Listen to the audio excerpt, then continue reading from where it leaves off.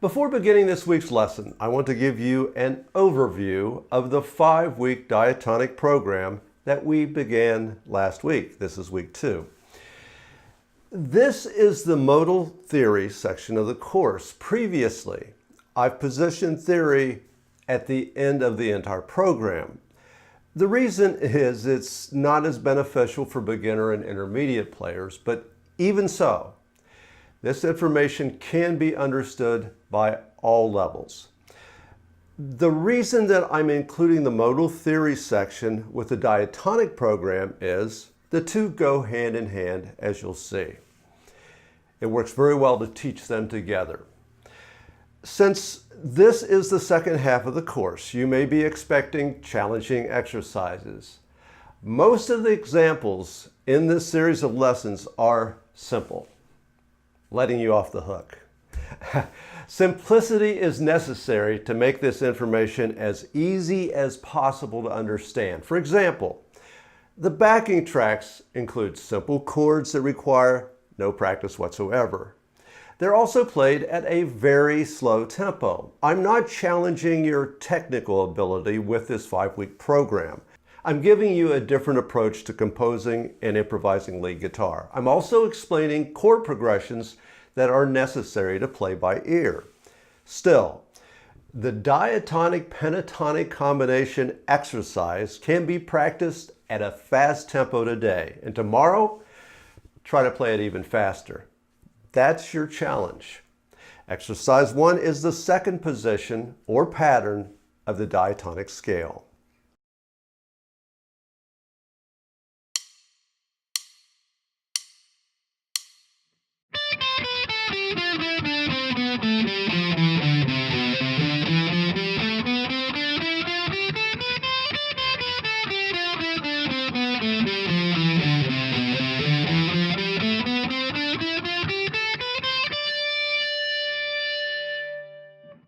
It will be easier to visualize this pattern by studying the PDF labeled 5 positions. This can be found in the additional materials included with this lesson. It also includes last week's pattern and the 3 patterns that will be practiced over the next 3 weeks. Feel free to begin working on the remaining 3 patterns to get a head start. Exercise 2 is the second position of the diatonic scale, descending, and the pentatonic scale, ascending. It's the opposite of exercise 2 last week.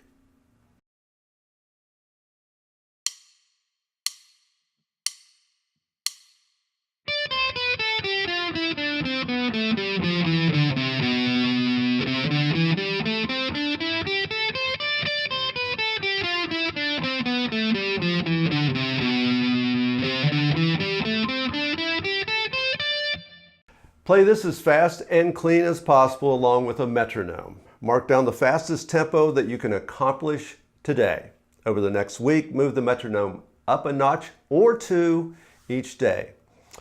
Last week I described the first diatonic pattern and the first pentatonic pattern as equivalent.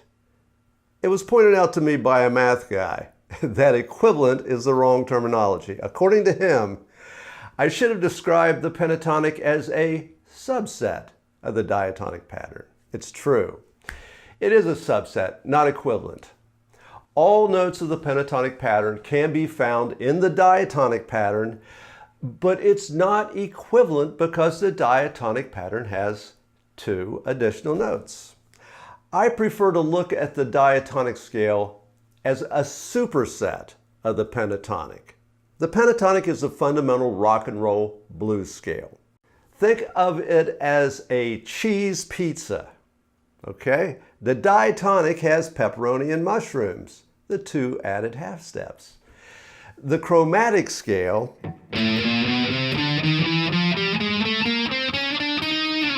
is every note, so it's like a large pizza with everything on it. But it doesn't include pineapple because that's not a real pizza. What determines the melody of a song? The sound of the melody is created by the first note that sounds and the intervals that follow. Okay, give you an example here. Let's start with an A. Whole step, half step, is the melody. It's a melody in some key of A. We're actually doing it in A natural minor. So the melody is determined by the root followed by the intervals. Change the intervals to half step, whole step following another root, and you've changed the melody. And essentially, you're changing the scale. This shows the 7 notes of A natural minor from the 1st to the 21st fret. Some are octaves, but still the same 7 notes. You'll soon see that they're the same notes in the same order with the same intervals. That's what gives this scale the natural minor sound.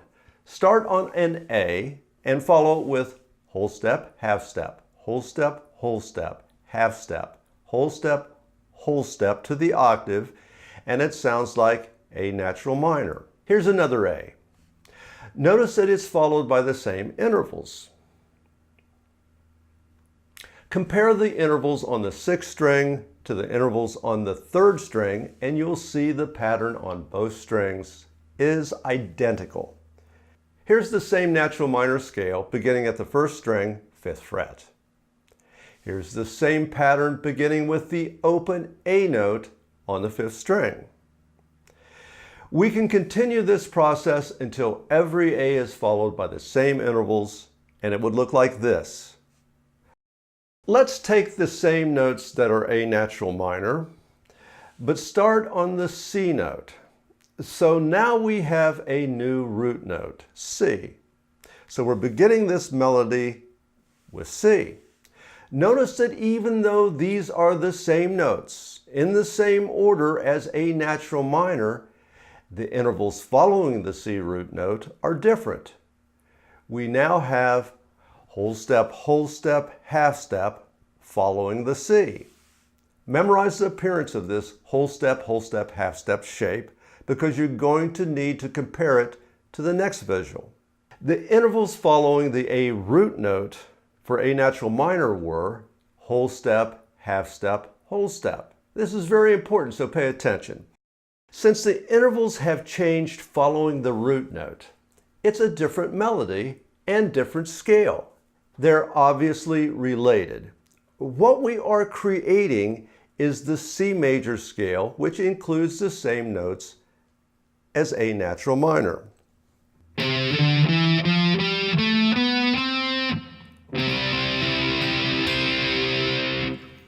So back to the C major animation. Whole step, half step, whole step, half step. I'm showing these intervals on a single string, the 6th string, because it's easier to visualize the whole step and half step patterns. These exact same intervals are in the 2nd position, which you learned in exercise 1. Here's the 2nd diatonic pattern that we're working on this week, exercise 1. Instead of running the intervals up the 6th string, this illustrates the C major scale in the pattern.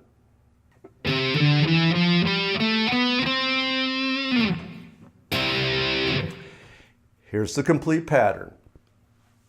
Here's an A minor chord and the A natural pattern that you learned last week.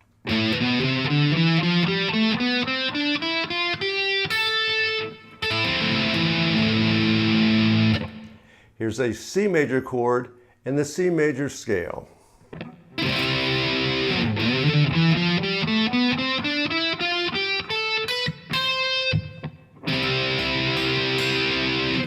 Notice how different the melody sounds even though they're the same notes in the same order.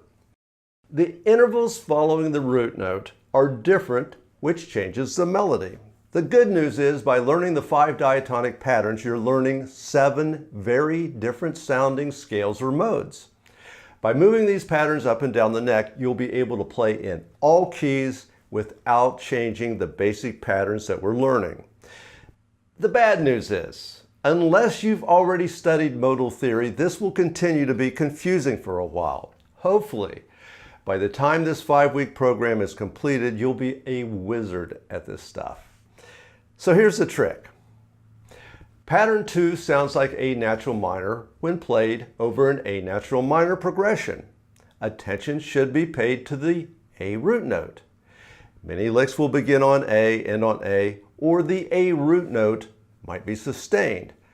For the same pattern to sound like C major, the C root note will require the same emphasis. The chords used for C major are the same chords you learned last week for A natural minor. The only difference is the chord progression will start on C major instead of A minor. But they are the same chords in the same order as A natural minor as illustrated in exercise 3.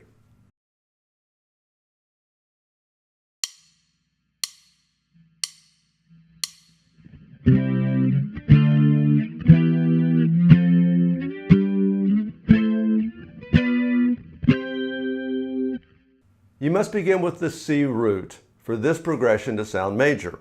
More on that next week. Exercise 4 is a C major chord progression.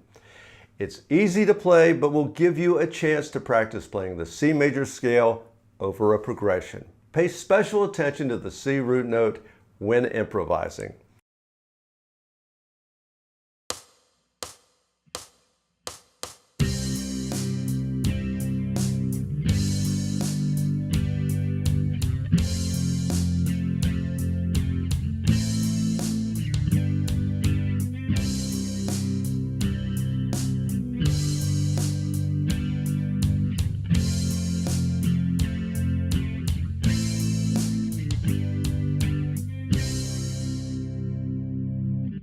Exercise 5 is a melodic lick in C major. Notice that it includes the same notes as A minor, but there is an emphasis on the C root note. Use this and notes from the scale to improvise your own lead.